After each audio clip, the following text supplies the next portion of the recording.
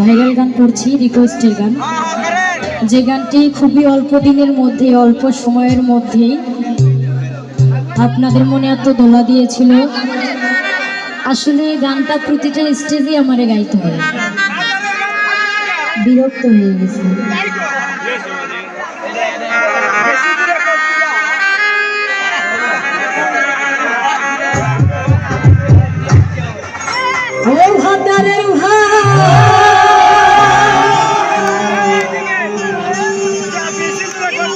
খাবো না মা বলগা বাবাকে,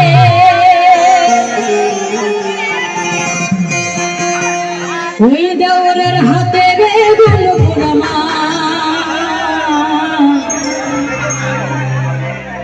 মজা লেগেছে।